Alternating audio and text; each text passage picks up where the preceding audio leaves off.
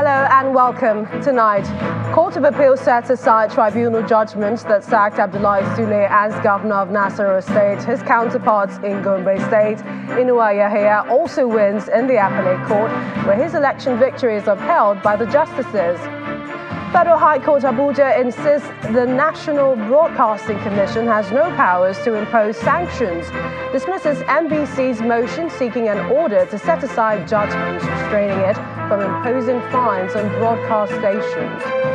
A bill seeking for the office of the National Security Advisor to recruit staff directly suffers setback in the Senate as lawmakers disagree over the proposal.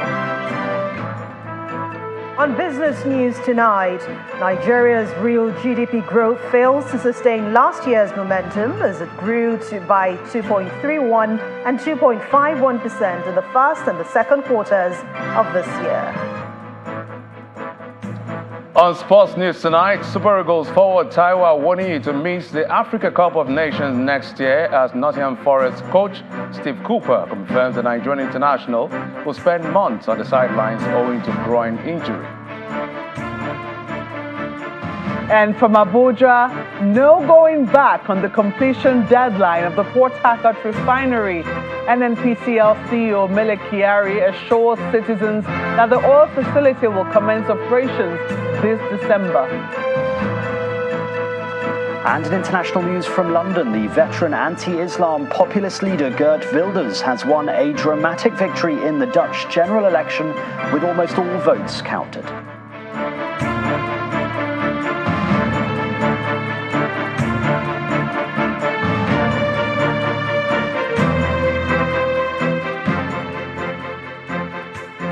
It's been a flurry of court judgments today, with more decisions being reached at the appeal court in Abuja on the 2023 governorship elections.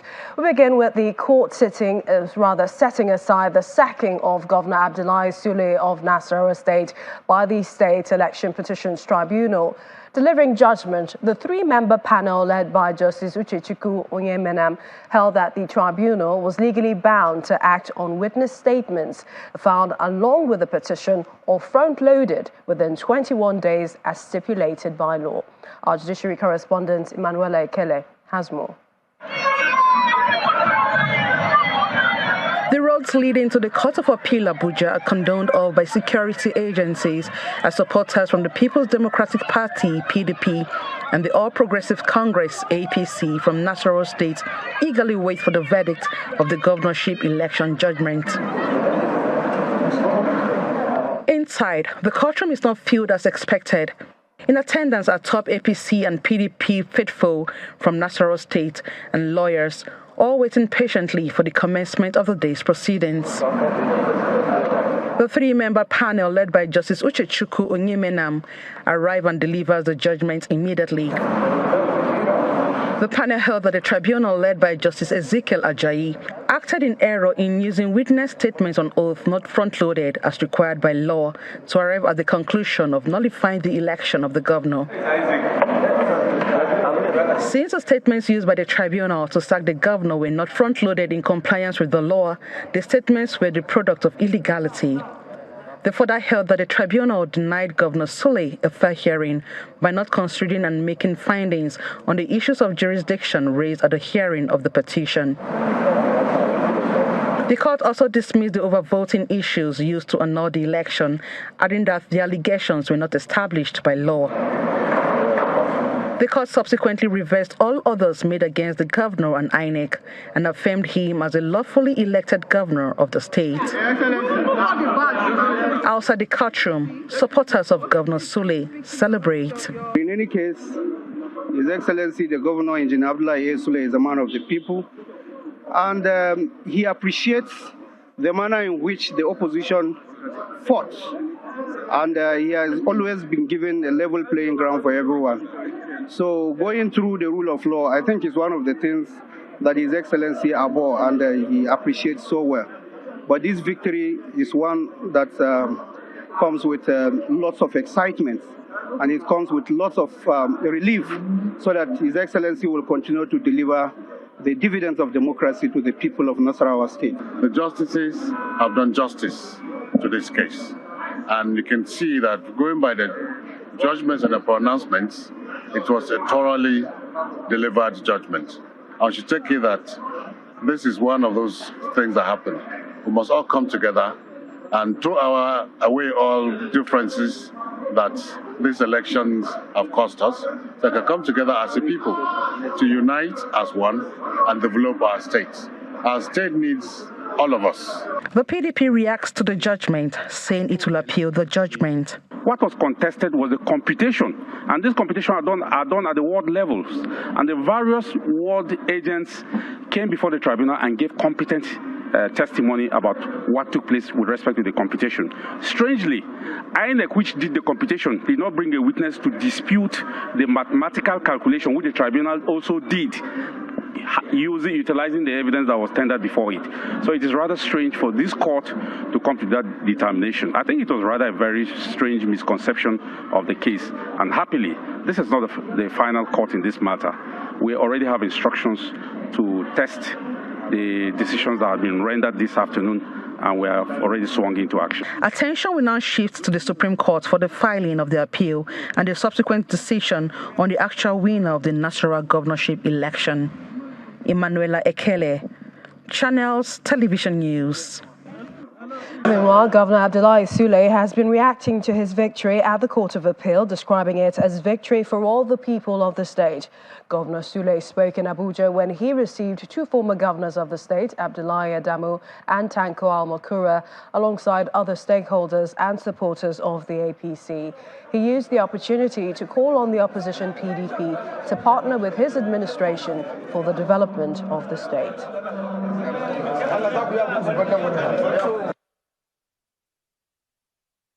I want to use the opportunity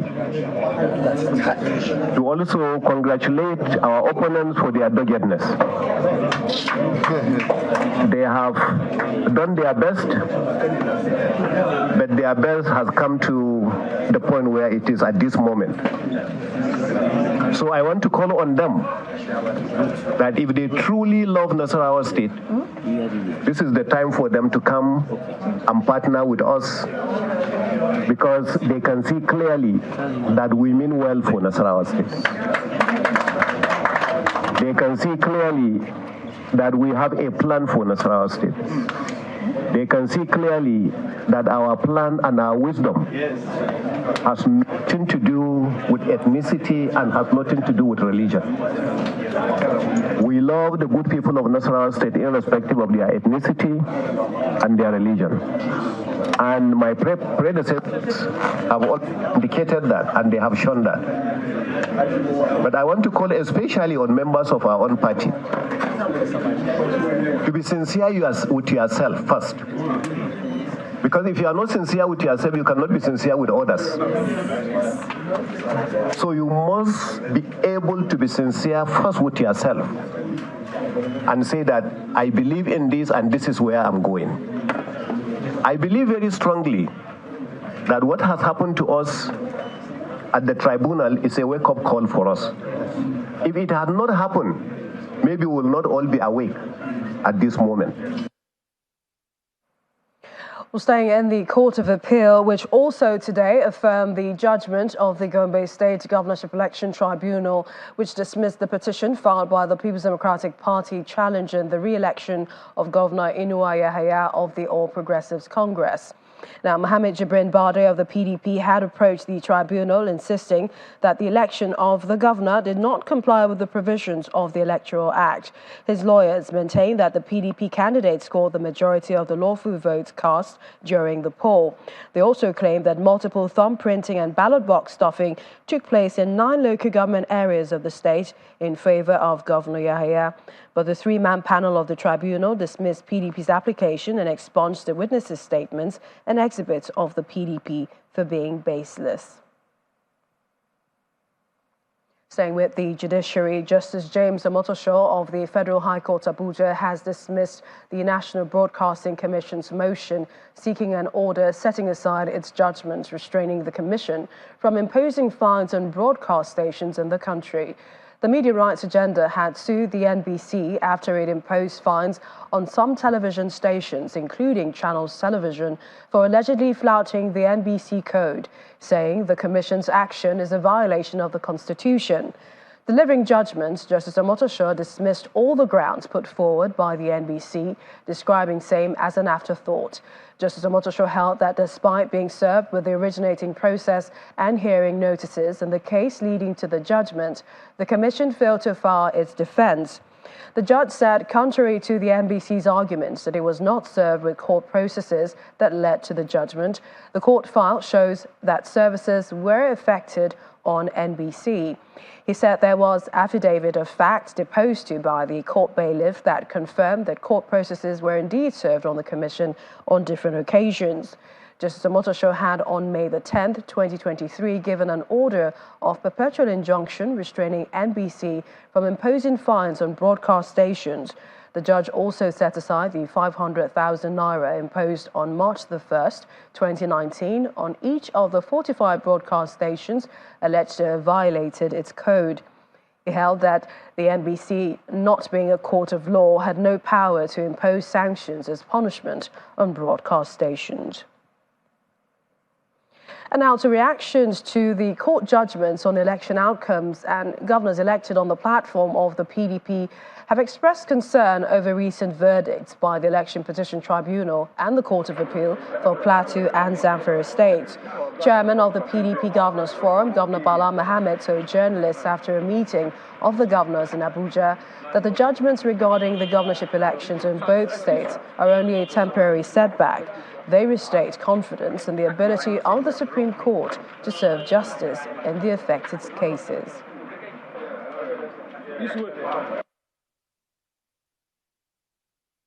The meeting reviewed the recent judgments of the Court of Appeal concerning governors of various states and noted the mixed outcomes. As a forum, we once again restate our overall confidence in the judiciary to do justice. We believe that the Supreme Court will do justice in the cases where we recorded temporary setbacks like Zamfara and Plateau states. The meeting also reviewed the off-season elections in Kogi, Bayelsa, and Imo states. We support the decision of INEC to investigate the allegation of existence of refilled result sheets even before elections started in some places to ensure the confidence of the people in the electoral process. On the national economy, the meeting urgently requested the federal government to prioritize the introduction of a new revenue allocation formula that gives more money to the states and local governments to enable them to meet their increased responsibilities and duties. Still on election petitions, as controversy continues to trail the certified true copy of the judgment of the Court of Appeal which sacked Governor Abba Yusuf of Kano State, stakeholders from the All Progressives Congress in Kano are raising alarm over a planned protest in the state. Addressing a news conference at the headquarters of the party in Abuja, the Director General, Gawuna Garo Campaign Organization, Mr. Rabiu Suleiman Bichi, says members of the New Nigeria People's Party are planning to attack key APC members on Saturday during its mass protest.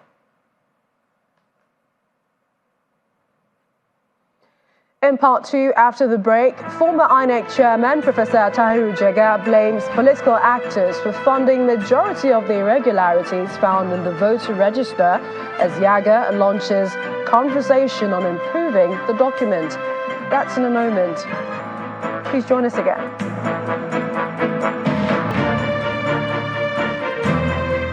Welcome back. If you just joined us, you're watching the news at 10, coming to you live on Channels Television. A reminder of our top stories. Court of Appeal sets aside tribunal judgment that sacked Abdullahi Sule as governor of Nasarawa State.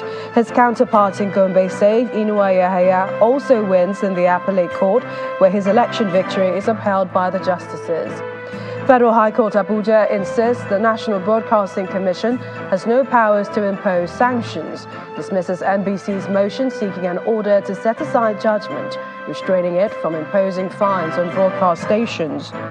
A bill seeking for the Office of the National Security Advisor to recruit staff directly suffers setback in the Senate as lawmakers disagree over the proposal. And populist leader Geert Wilders wins a dramatic victory in the Dutch general election with almost all votes counted.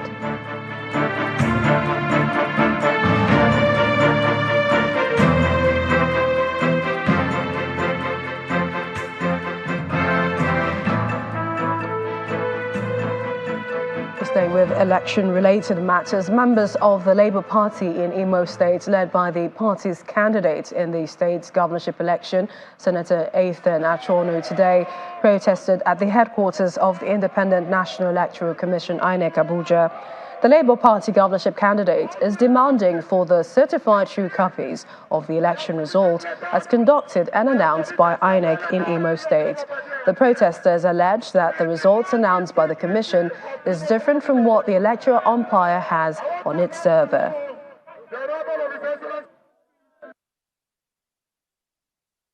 Our state collation agent duly asked INEC not to announce any result. That collation started very early that day, even while voting was going on.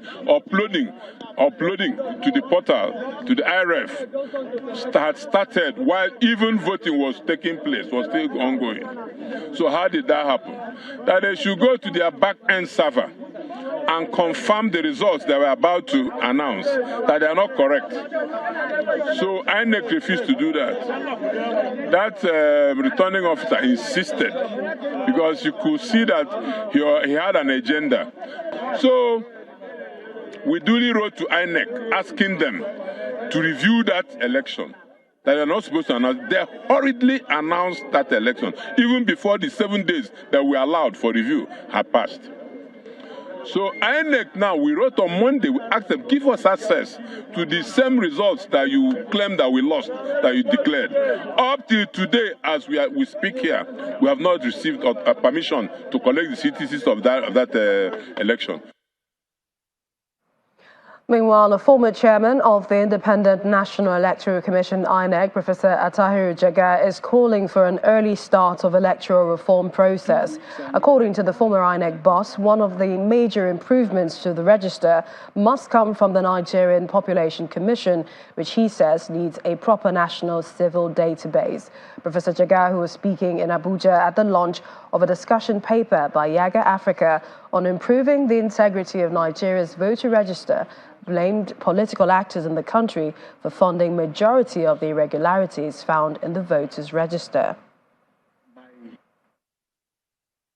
You need good records of birth and death. And the Population Commission has that legal responsibility to register birth and death.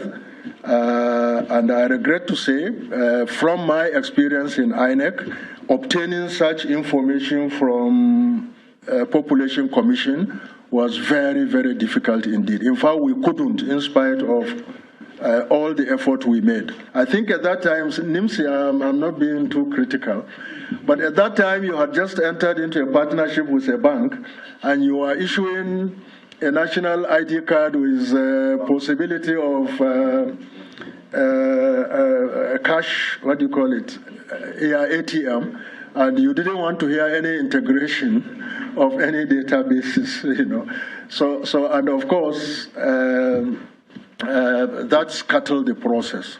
I think it is very, very important that we sensitize stakeholders and we work together because the value of a national civic database is really incredible.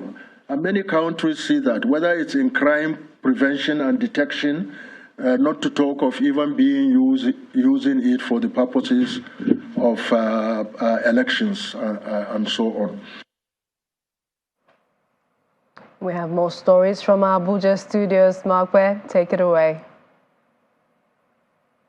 Thank you very much, Millicent.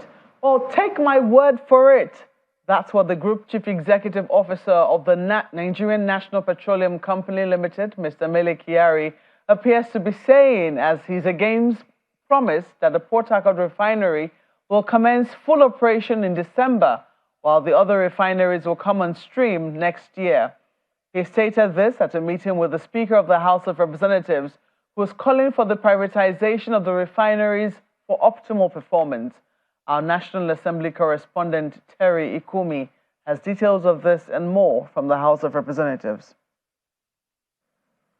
For the final plenary session of the week in the House of Representatives, following a motion by Honorable Sekavi Otiom, the House calls for proper planning and proactive actions to prevent damages caused by flooding across the country. The House further mandated Committee on Water Resources to investigate the release of the 19.2 billion naira allocated for the devastating impact of flooding on farmlands across the country. 212 local government areas in 35 states of the Federation, as well as the Federal Capital Territory, were classified as the moderately probable flood risk areas.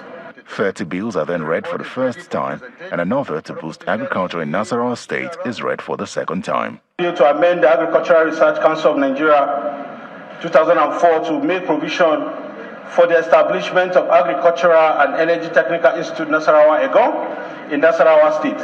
This institute provides specialized education and training in agricultural and energy-related fields.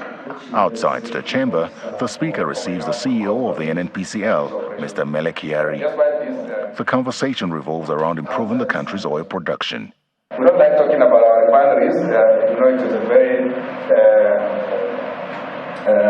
for us, it is, I don't want to call it a shame, but we are rising to that challenge, and I can confirm to you, Right Honorable Speaker, that by the end of December latest, we will start the Modular refinery.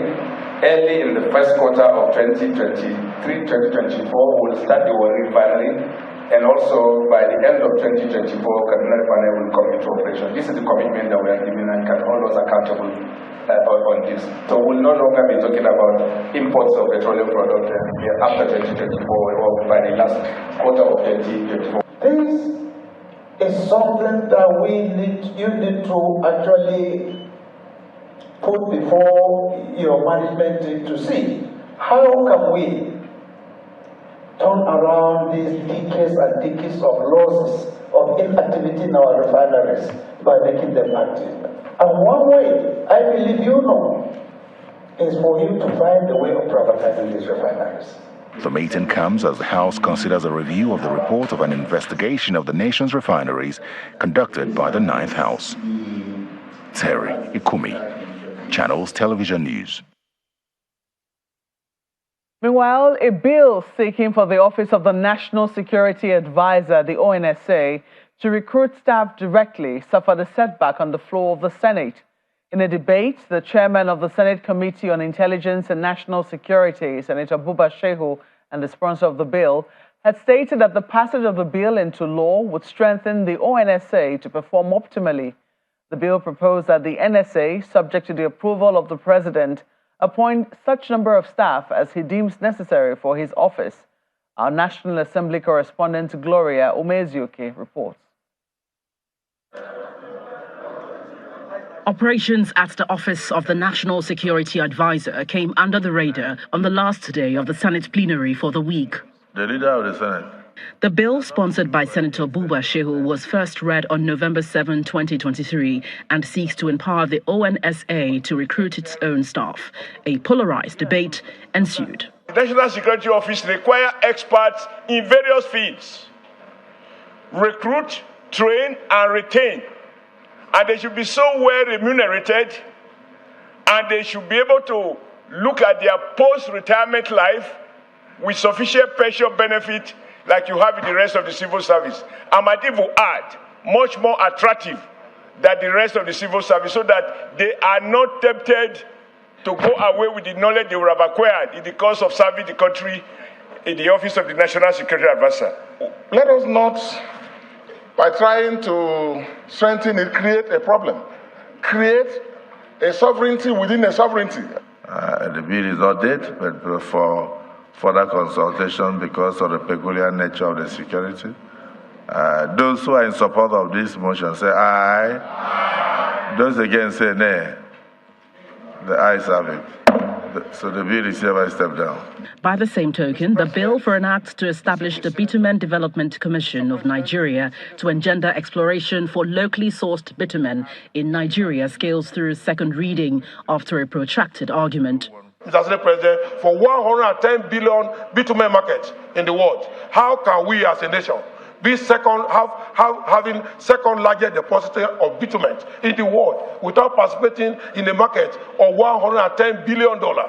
I think our job here is to find a way of giving a serious attention to this bitumen, like any other one.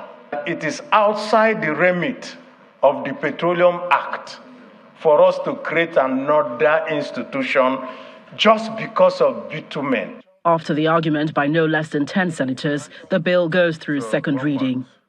The lawmakers also debated a bill sponsored by Senator Mohammed Monguno to amend the Environmental Impact Assessment Act, which passed through second reading.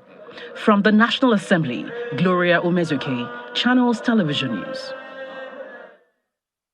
Away from the National Assembly now, the federal government is to sign a compactive agreement with European countries as part of efforts to stem the tide of human capital drain in the health sector in Nigeria. Well, this formed part of the discussions at the National Economic Council meeting chaired by the Vice President Kashim Shettima at the Presidential Villa. Our State House correspondent Emperor Simon reports. Vice President Kashim Shettima chairs the National Economic Council meeting at the council chamber of the Presidential Villa. State governors, some deputy governors, ministers and other key stakeholders are in attendance. After several hours behind closed doors, some of the key resolutions reached are communicated to State House correspondents at the press gallery, beginning with the Special Agro-Processing Zone project. It's a one-stop shop where we will site it in peri-urban areas, not exactly in urban areas, and where you will have both production, aggregation, and processing of agricultural produce. And at the end of the construction, opportunities will be for almost 500,000 jobs on each zone, that is for each state, and then also to support about 100,000 farmers. The issue of human capital drain in the country's health sector as a result of the exodus of medical experts to abroad also came to fore. The issue of human capital drain, that is the problem of Africa or Nigeria, where we're producing the health sector officers and they are running to greener pastures. I asked that question too in cabinet, and the very ingenious answer the minister gave me that he is working very hard to make sure he establishes a compact with these European countries. You know, under democracy, you cannot stop anybody from going. As a state, I have built over 1,000 primary health centers, but I don't have the doctors. I only have 100, as you said. But we used to have 3,000. They have run away. Under the health sector renewal, the federal government also intends to service 17,000 primary health centers and 774 secondary as well as tertiary institutions across the country to be on a threshold of viability.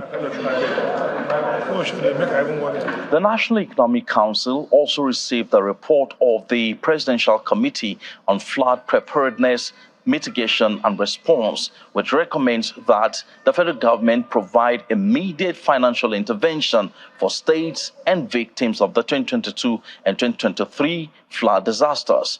The report was adopted by NEC. From the Presidential Villa, Emperor Simon, Channels Television News. Still to come on the news at 10, Nigeria's real GDP growth fails to sustain last year's momentum as it grew by 2.32% and 2.52% in the first and second quarters of this year. That's some business news. Do join us again.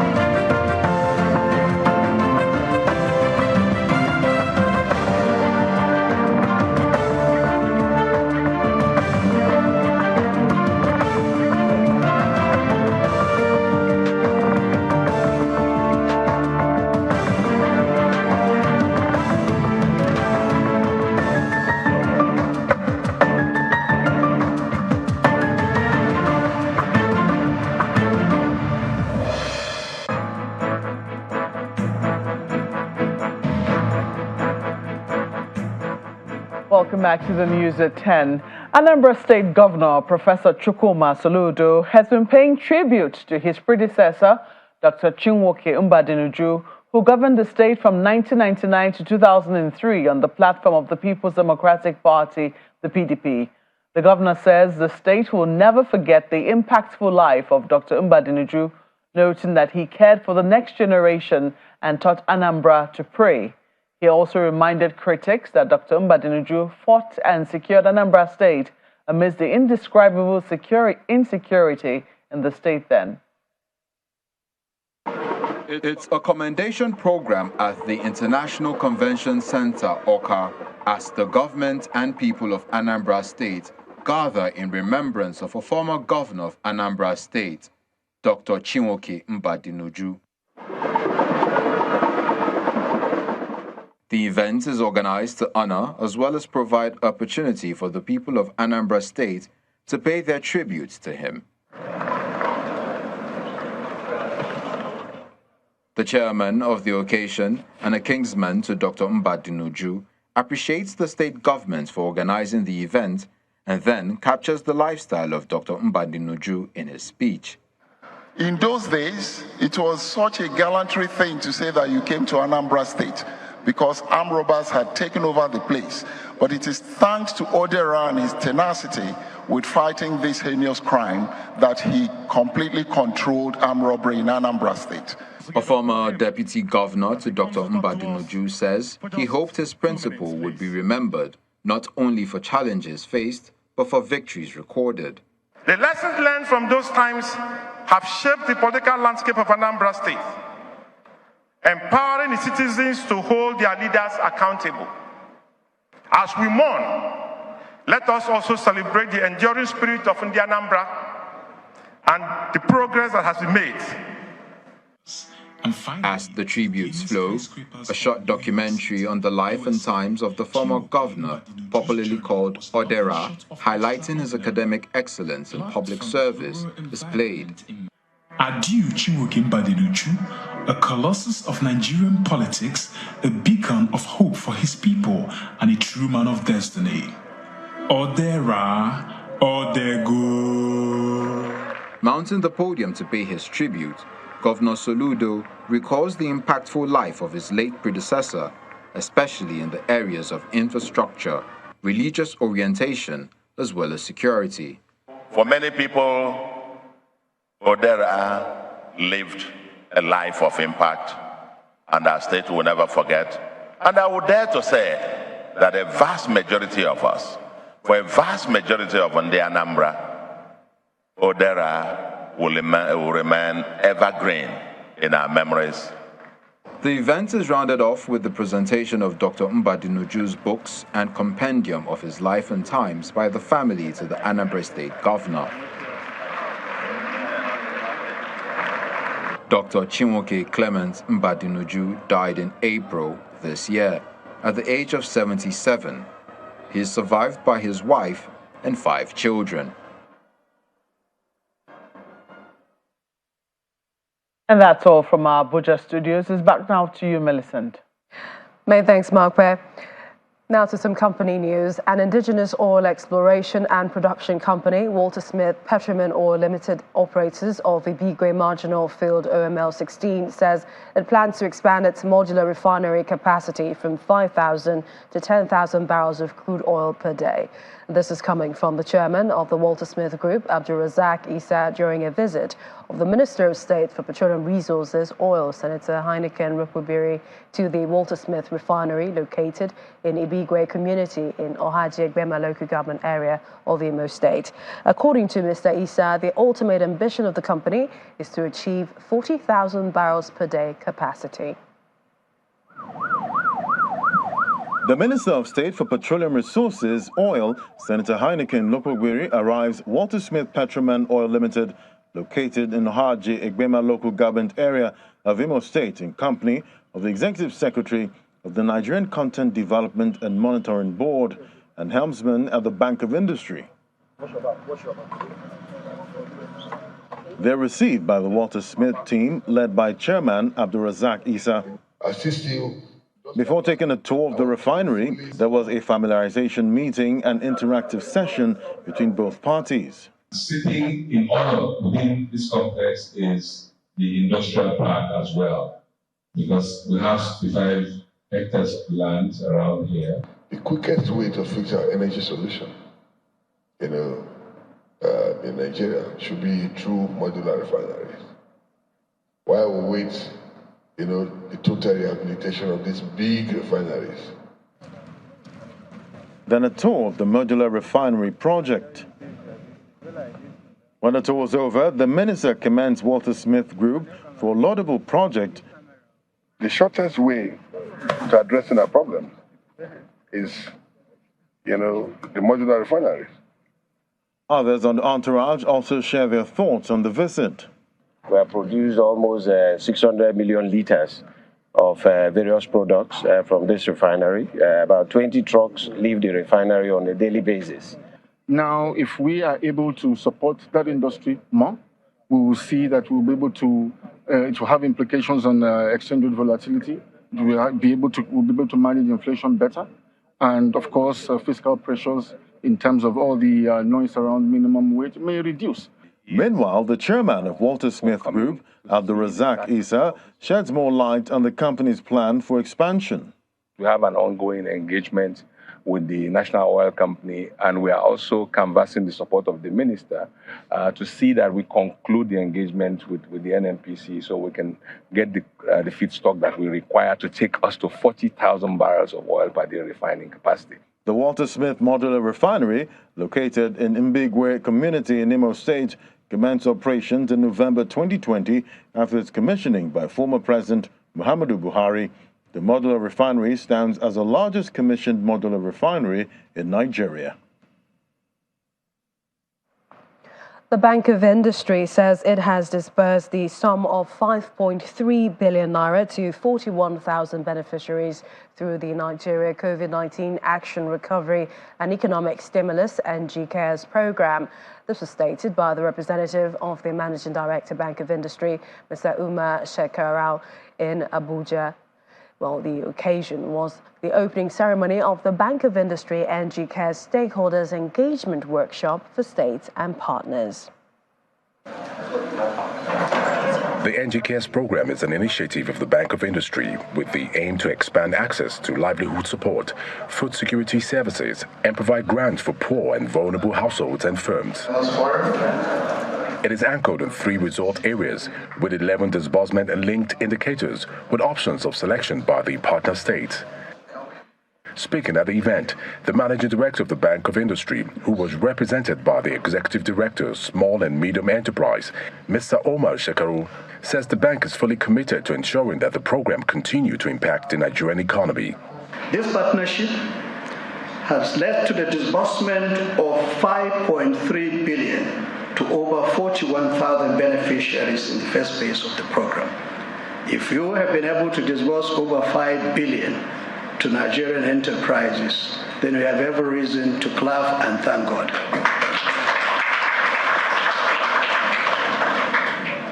As we move to the second phase of this exercise, the only message I have for you from the Managing Director is that Bank of Industry is fully committed to giving you the best, is fully committed to working with you to ensure that Nigerians benefit from this program and many other programs that the government may bring.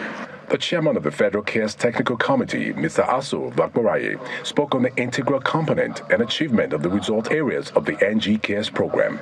Result area 3 of the NG Cares program is the most important. People didn't understand, but we can see it today. Let's clap for ourselves. The Executive Director of Micro Enterprise Department, Mrs. Mabel Ndagi, says the bank is currently in partnership with 28 partner states, adding that the program has been successful. It has been an exciting journey to witness, this fruitful partnership which delivers tangible benefits to micro, small, and medium enterprises under Result Area 3 component of the program across all partner states. It is hoped that with this continued partnership, entrepreneurs in the country will get the needed help for the development of Nigeria and West Africa at large. More company news now. The two-day Zenith Tech Fair 2023 has finally come to a close after a series of sessions and interactions that focused on the latest technological advancements and innovations shaping the future. This is the third edition of the fair, organized by Zenith Bank PLC at the Eko Convention Center in Victoria Island, Lagos. The second and final day of the Zenith Tech Fair 2023 witnesses innovative discussions and presentations. Anticipation is high as attendees are treated to a series of keynote sessions and panel discussions featuring industry leaders exploring the cutting edge of technology. The Group Managing Director, CEO of Zenith Bank PLC, in his speech, challenges them to be fired up. The leaders, the rulers, and those who will be in the commanding height of our tech business and tech industry will be produced from this tech fair. Make maximum use of this. We are glad that a good number of students are here. So it's not about you just listening to very beautiful speeches. It's about your imagination and being fired. We'll be asking you the question, what will be your aspiration going forward? Innovative Officer of Lagos State is here. Making a brief appearance at the fair is the Governor of Lagos State, Babajide Sanwo-Olu, and he dares young people in the room to be innovative. It's about an opportunity that Zenith has provided for all of you. It's an opportunity for you to be able to think out of the box, to be able to talk among your peers, and to be able to design that future that you want, to be able to ask yourself, what are those things that we believe will change our future for the better? 4 minutes on the clock, please. Climax of the day's event is the Zekathon pitch session. From over 500 applications received, only 10 made it to the final round after a rigorous selection process. The 10 startups make their final presentations to the 4 judges and the audience within a 4-minute window. The winner of the Zekathon for 2023, brought to you by Zenith Bank PLC, is The top 3 finalists will receive 20 million naira, 15 million naira, and 10 million naira respectively, while the remaining 7 startups will receive 2 million naira each. The Zenith Tech Fair continues to be a dynamic platform, fostering discussions on the forefront of technology, pushing boundaries, and propelling the country into the future. Time for more business news. Here's Anne Waldo.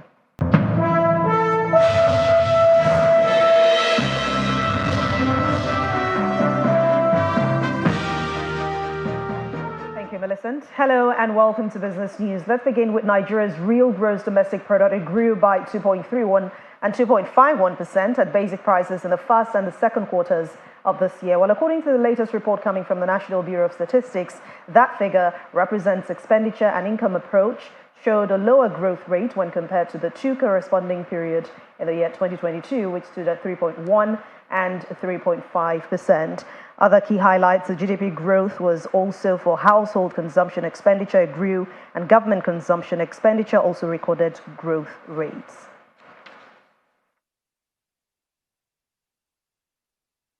The central bank says it will unveil its economic outlook for the year 2024 and monetary policy direction tomorrow, Friday, November the 24th. The financial market regulator made this announcement in a post on its official X account today. According to the bank, the governor, Yemi Cardoso, will unveil the policies while attending as a keynote speaker at the 58th CIBN Annual Bankers Dinner, which is scheduled to hold tomorrow. Let's head to the domestic market now. It managed to regain some losses today. Will Ibong has the details.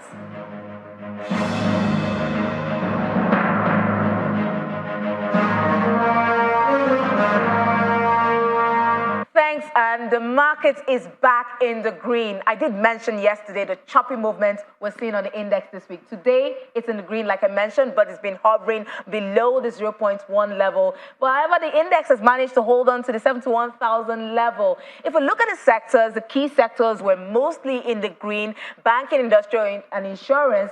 Insurance, however, has been positive for 2 days now. Penny stocks are dominating trade. We see that reflected in the top gainers and top losers chart. Well, it's the last trading day tomorrow. Let's get the bull to the finish line. Will Ibon, signing out.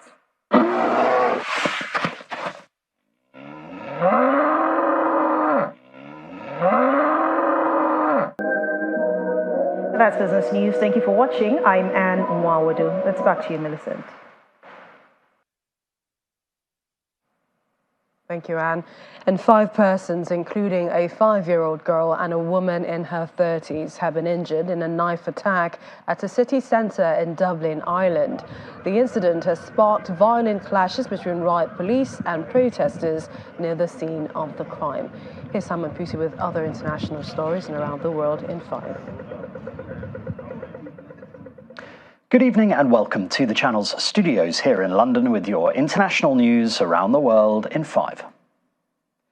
Veteran anti-Islam populist leader Geert Wilders has won a dramatic victory in the Dutch general election with almost all votes counted. Wilders was welcomed with cheers and champagne by his party members as he arrived in his office in the Dutch parliamentary building. And here the far-right populist leader celebrating the moment the exit polls came out.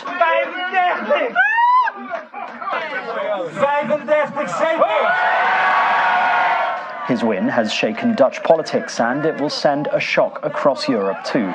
But to fulfill his pledge to be a prime minister for everyone, he will have to persuade other parties to join him in a coalition. His target is 76 seats in the 150-seat parliament. It's an earthquake. You can call it an earthquake. Nobody expected this result. PVV, which more or less is the radical populist outlier in Dutch politics, becoming the biggest party, prime minister's party, perhaps even, that was really not expected by anyone. Not even by Geert Wilders, the potential prime minister himself. Israeli government sources claim that Hamas has made additional demands to a deal to release hostages, though it's not clear what those demands are. As part of the agreement, 50 Israeli hostages are due to be freed by Hamas and 150 Palestinian detainees released by Israel, along with a 4-day temporary pause in fighting.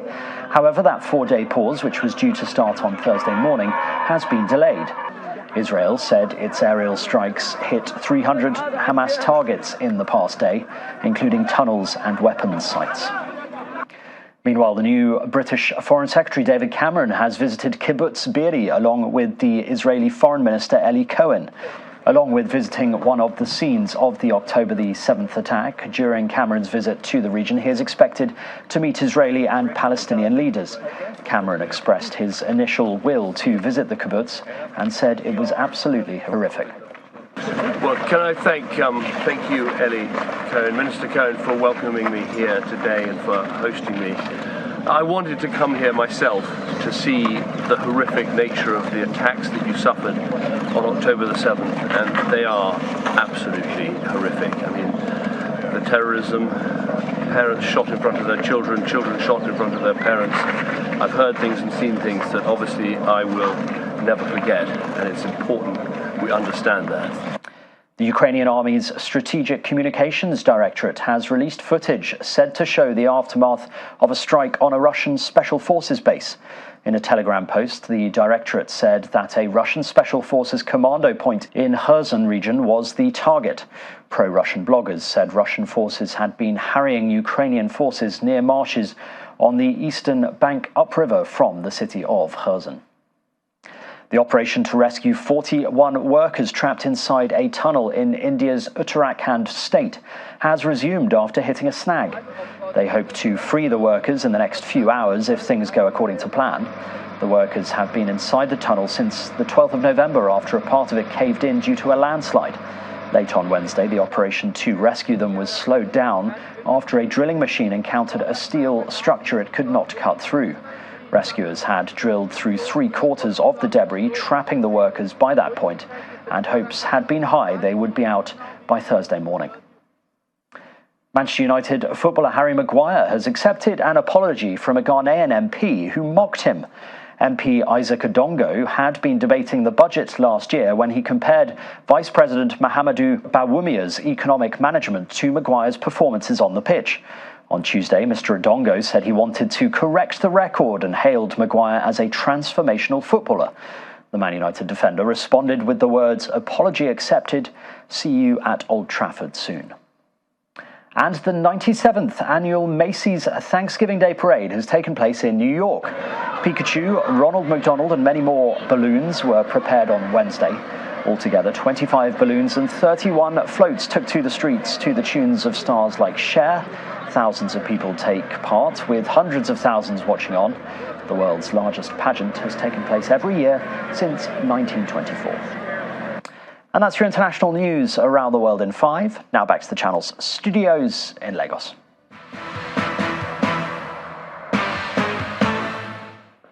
Thanks, Simon. And back here at our sports center, we can tell you that Super Eagles of Nigeria may be without one of our star strikers, Taiwo Awoniyi, for next year's Africa Cup of Nations after his club, Nottingham Forest, confirmed he will be spending months on the sidelines owing to a groin injury. In the words of his coach, Steve Cooper, it's bad news on Taiwo. He's had a huge surgery and is going to be out for months. We'll support him and try to get him back as quick and as fit as he can be. But it's really unfortunate situation and a blow for him. Awoniyi, who has scored 4 goals in 11 appearances for Forest this season, played an hour for Nigeria in their 1-1 draw with Lesotho before withdrawing from the game last week. Now, staying with football, Ukraine will face a trip to Bosnia and Herzegovina in Euro 2024 playoff semi-finals as they seek to make up for the disappointment of missing out on last year's World Cup. 20 teams have already played their sport or placed their sports in next year's tournament through the qualifying campaign, with 12 nations fighting for 3 more spaces. And to other sports now, Lewis Hamilton has denied that a representative of the 7-time world champion approached Red Bull team principal Christian Horner about a drive before the Britain signed a new contract with Mercedes. Hamilton, whose contract will run to the end of 2025, as announced in August, told reporters at Abu Dhabi Grand Prix circuit that nobody from his management has spoken to Horner. And that's it on sports. Millicent, is back to you.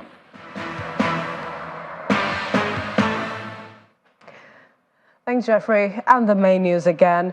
The Court of Appeal today set aside tribunal judgment that sacked Abdullahi Sule as governor of Nasarawa State, just as his counterpart in Gombe State, Inuwa Yahaya, also won in the appellate court where his election victory was upheld.